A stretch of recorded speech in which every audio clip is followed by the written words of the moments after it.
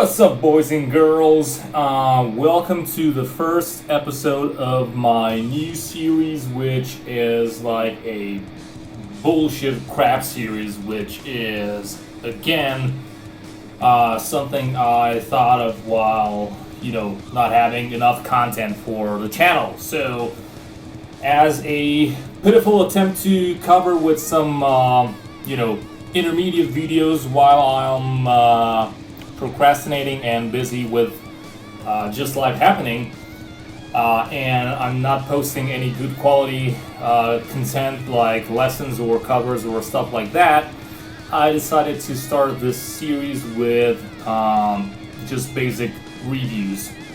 Reviews of gear and, all sorts of guitars ranging from super cheap to normal to super expensive, custom shops or artist signatures, whatnot. You name it. Depends on what I get my hands on. Right, so today's candidate is actually a super cheap guitar that I just bought yesterday afternoon, and it costs, let's see, they said it was around 100 euros, but they let it off at 50 euros, no, sorry. 50 euros, and that would be something in like, I don't know, it's 2020 August, so that's probably something like 60 bucks if you're living in the big US. So, that being said, it's one of those cheap guitars. It's actually one of those cheap guitars that is cheaper than a Squier Bullet.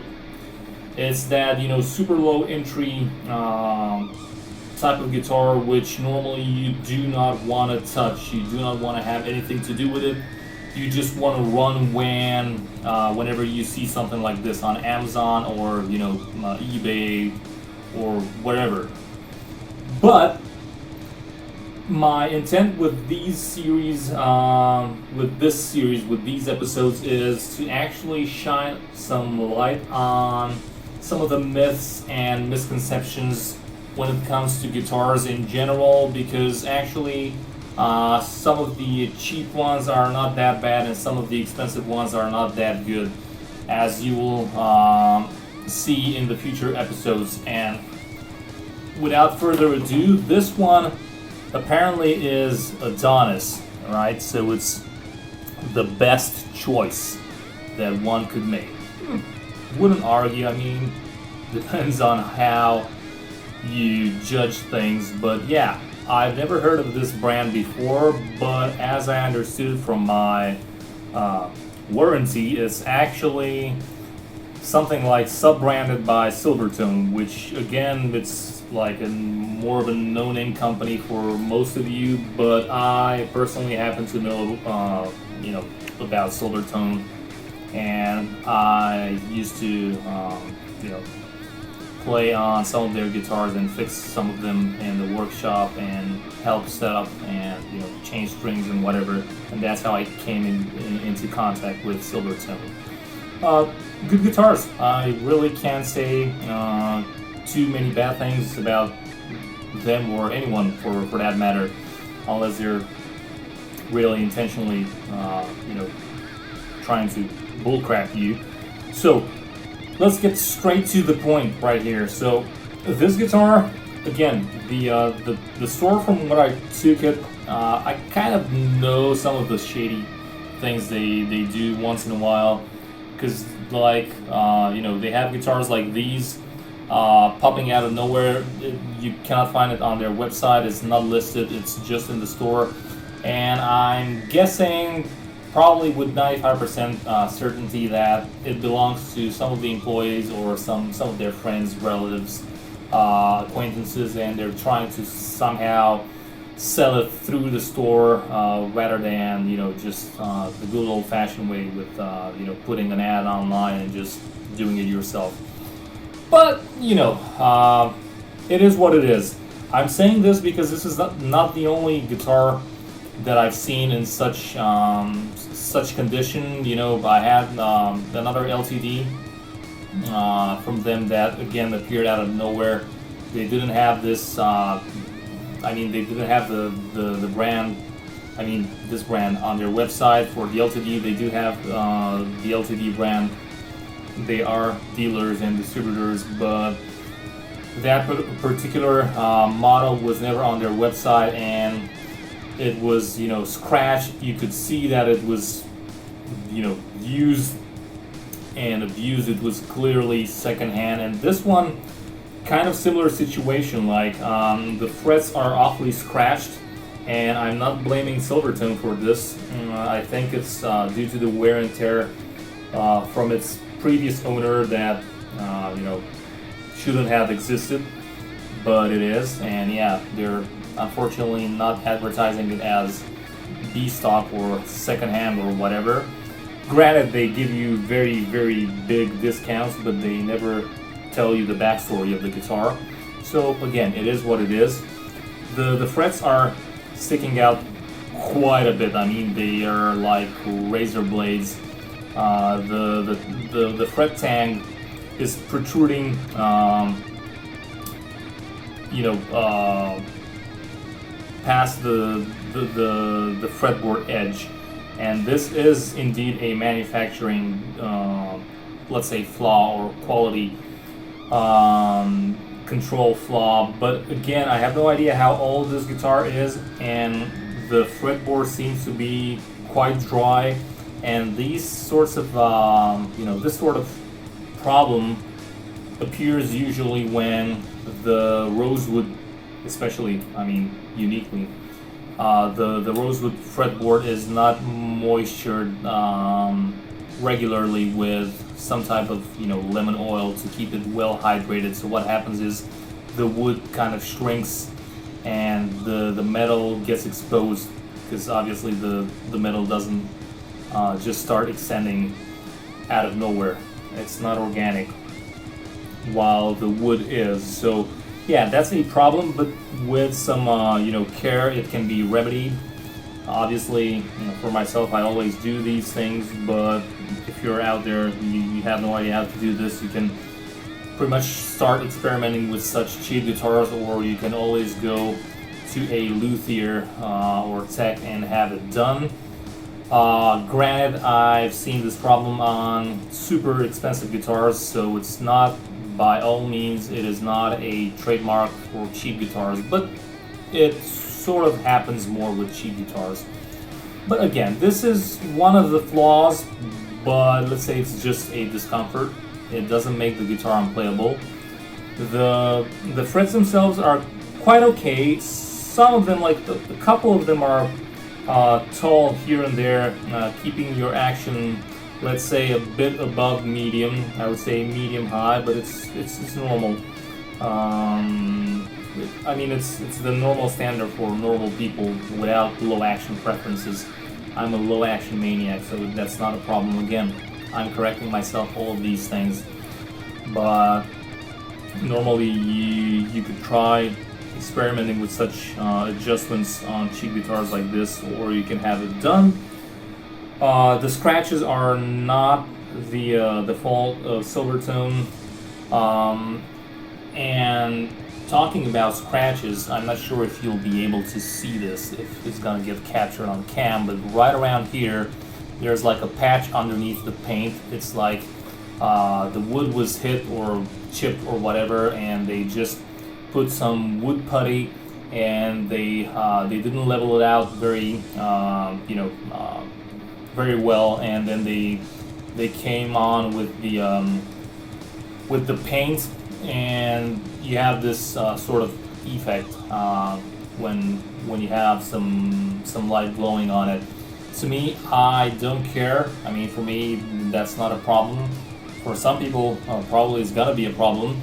Normally, this could happen in the factory, so it might be a manufacturing issue, but when I took the backplate off to fiddle with the adjustments, I sort of saw that underneath the black paint there are clear traces of a blue paint. So I'm not sure if probably someone tried to do something with this guitar. Maybe it was originally blue. Maybe Silvertone did an impeccable job with some blue finish and then someone tried to make it black. Or maybe this is exactly what happened in the factory. You know, it's probably a blue guitar that just went bad, got hit or whatever, and they just oversprayed with some black after a quick dirty fix, which is not very smooth. I'm not sure, but still, I'm inclined to say that it's probably not the factory's fault, because this thing with the paint, I think it's someone's attempt to, you know, do something like a project for himself. And why I'm saying this is because, as ridiculous as you will find this, again, I'm not sure if this will get captured on cam. If you will see, like, the headstock, it's, you know, it's a knockoff, so they never bother to actually modify the headstock enough so that it's not really copyright infringement. But it's also not a perfect replica. If you know how a true Strat headstock looks like, you'll know that this bit right here is a bit more rounded. Like, this thing in here at this corner, it is a bit too square-ish compared to the roundness of a normal Strat. Just feel free to take a look at your Strat if you have one, or just Google for Fender Strat headstock and you'll see what I mean. And back to my point, someone, I think, tried to use this cheap guitar for a project. I think they wanted to make like a Fender replica. Why am I saying this? And again, why do I think it ties into the whole thing with the body, with the bump right here, with the 2 layers of paint, and with all these different things, plus, you know, the guitar being kind of shady in terms of how it's being you know, sold through the store.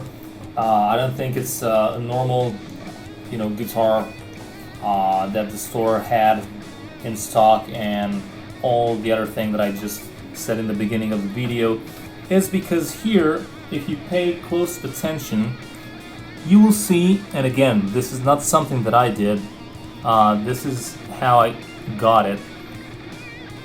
It doesn't really focus too well, but trust me when I say this, there's a sort of contour drawn with a crayon. There are some crayon lines right here denoting where the guy probably wanted to, you know, just round off this this part right here to probably start making his you know, Fender copy or whatever. So yeah, I find this utterly ridiculous for a guitar that's being sold in a store. Again, shame on them for at least not being honest and saying that, you know, this is a second-hand or a B-stock or whatever, and they just wanted to sell it. Again, the discounts are really big. They go up to 50%, as in the case of this one, but they could at least be more honest and transparent. But again, I don't care that much. I bought it because I have plans of my own with this body, or maybe with this neck, or I'm not sure, but I was looking for something to start a new project because I have a lot of ideas, and I'll do something for sure with the body or with the neck or whatever.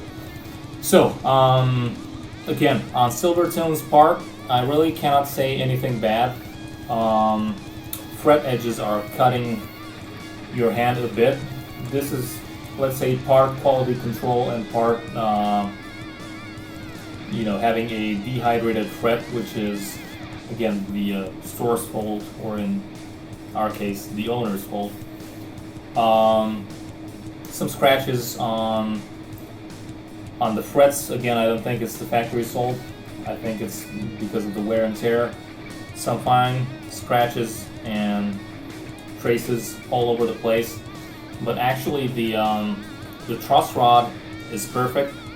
The neck has perfect adjustment. The nut is very cheap, and let's say it's cut at a weird angle, which aesthetically is not the best, but the slots themselves are really, really good. So from a functional perspective, I really can't say anything. It's impeccable. Tuning keys are super cheap yet super functional. I'll demonstrate in a minute. Everything stays in tune like amazing. I did my own, quick setup, and I can abuse the fuck out of this trem bar right here. The pickups are actually, again, they look very cheap. They have that standard, plateau in terms of the pole height. They don't have staggered pole pieces. They have that cheap looking, import style poles, but they just sound amazing. They have an incredible voicing for this type of guitar, but then again, I'm not surprised because the best sounding guitars that I've ever had were Squier Bullets, a Dean, or actually two Dean Vendettas XM, which is like the lowest of the low for Dean guitars in terms of price range, and a few other no-name copies that I had throughout the years. So those were the best sounding pickups I ever had. I miss not keeping all of them, but at least some of them I still have and I'll never sell. So going back here, the only problem that was preventing me from actually having a functional trem bar was the fact that I had extremely tall paint spurs which were interfering with the actual springs. So like imagine painting something and then letting it dry, let's say upside down, so that gravity can do its work, and you have like paint drifts that just solidify once the paint gets dry. And now those things were like bumps and lumps and spikes that were super tall, and they were touching the springs, and then whenever you would do some dive bombs or whatever, the springs would actually catch these spurs, and you could hear and feel them, and they would just mess up the tuning. Again, normally I would say that this is probably a manufacturing fault, but having in mind our previous discussion about me being 90-something% sure that this has the work of someone who tried to do his own project on top of the factory build, I think it's actually the guy's fault. I don't think it's the manufacturing process fault. But then again, this happens with all cheap guitars because of the time cost saving nature of the whole process. So after a few adjustments, I chipped those things down, I filed them down. Now everything is silky smooth, and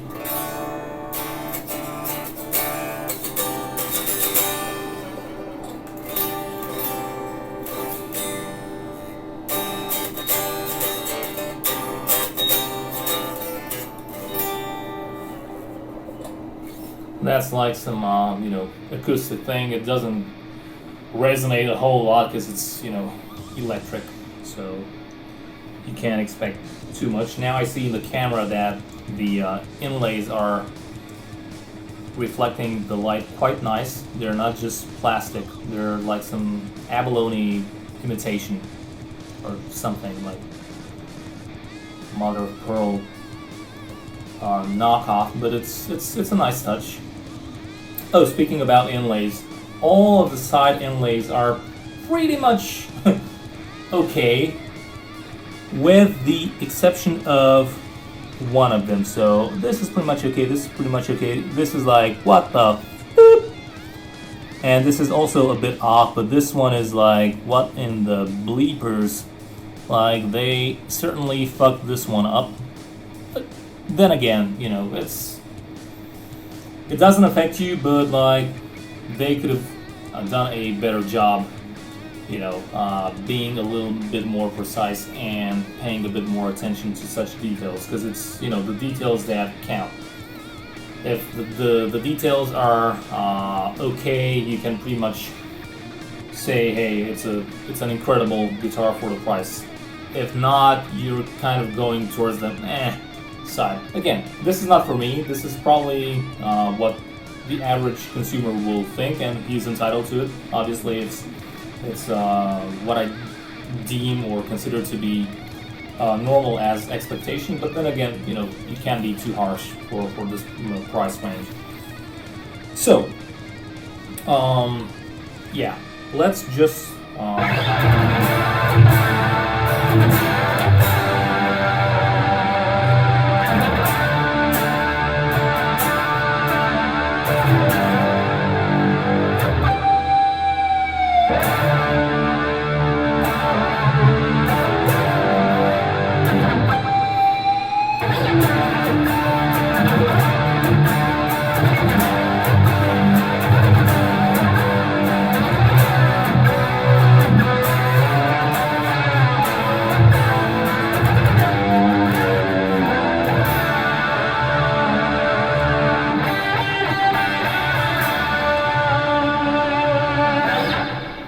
Any of you Bon Jovi fans are watching this video, let me know what intro was that from what Bon Jovi song, and I'll give you a treat, probably, hopefully. All right, so yeah, it's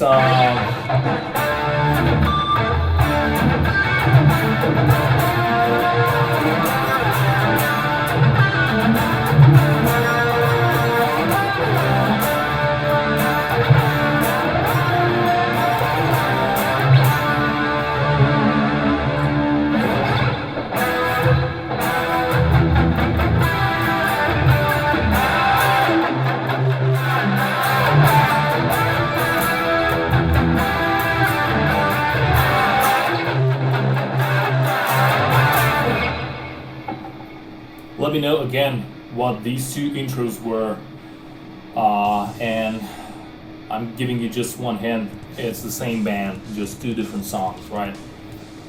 So yeah, it's really like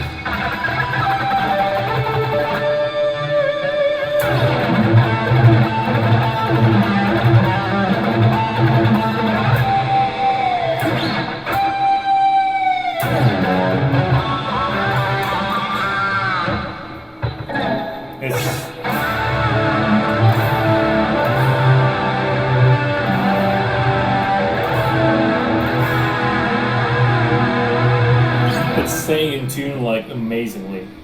Again, after my magic sauce with my magic setup that you all should do at home, no matter what price range your guitar is. But really, it's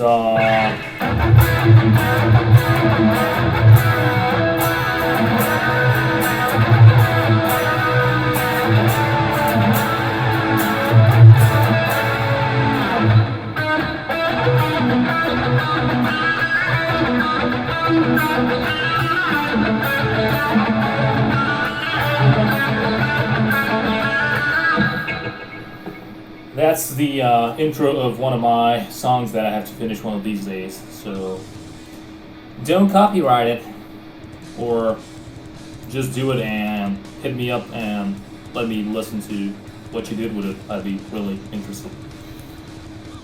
But yeah, it's again, I can't speak enough for just how okay it is at this price point.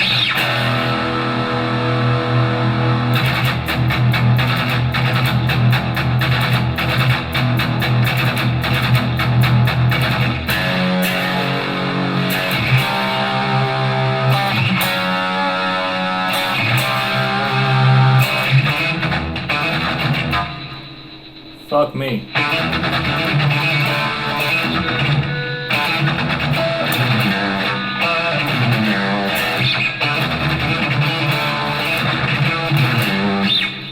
I need my other pick. Because whenever you fuck something up, it's the pick's fault or whatever, your amp's fault. Never you. Yeah.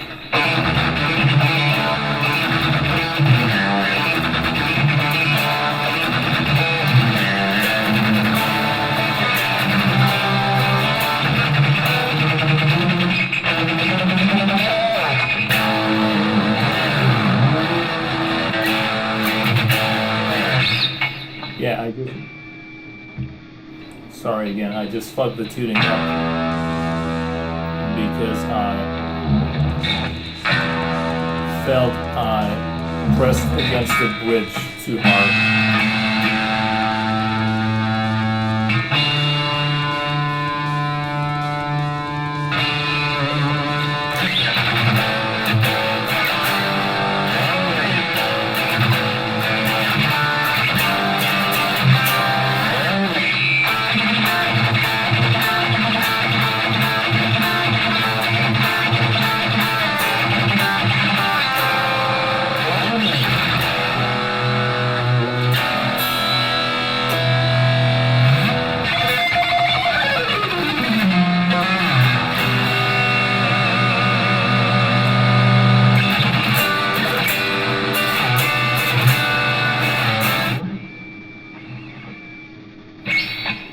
You will kill me for that, but it's, yeah, I don't have my noise depth, my noise gate on, so yeah.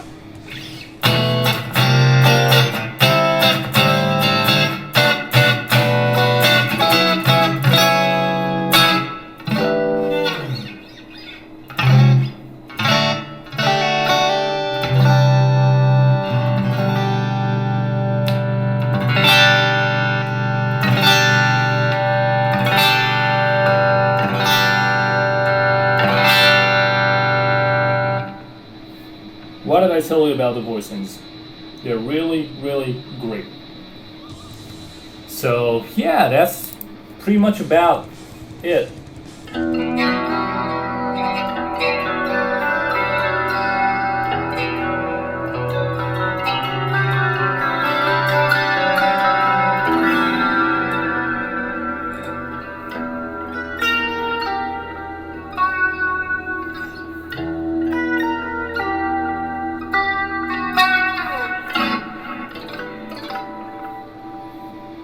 So yeah, this one I'm just fucking around for the sake of it, but yeah, again, it's really a great guitar for the value, and with a little bit of effort from your side, you can actually make it play as good as anything else for you know, a lot higher prices, and it's already sounding incredible, like especially if you're into the vintage sound, like the Strat sound or something like that.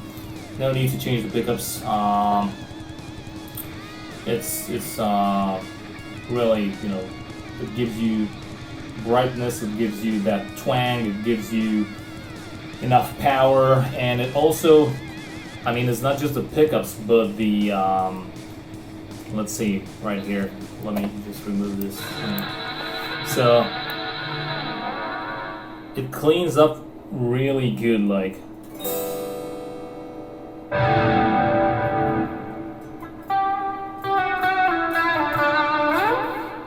Alright, so it's just.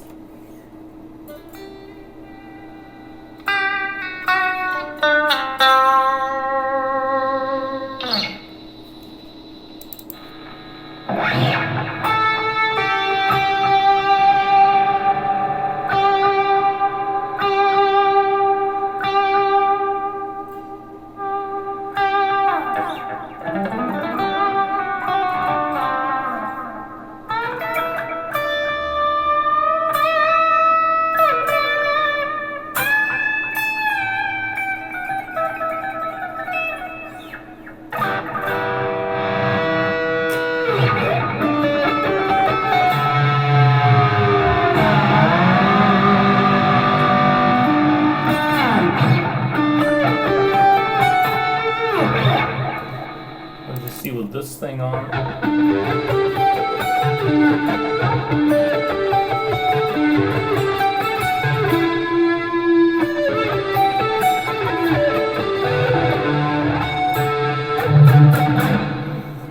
Yeah, I need to practice a bit more before I embarrass myself, because I haven't played this thing in like 5 years.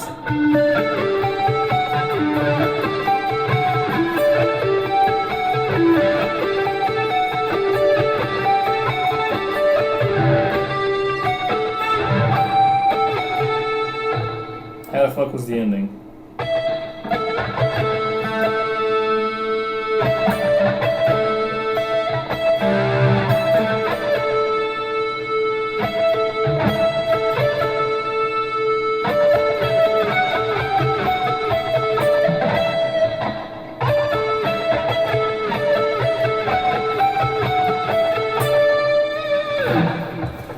Anyway, I've wasted too much of your time already. In short, this guitar is really good.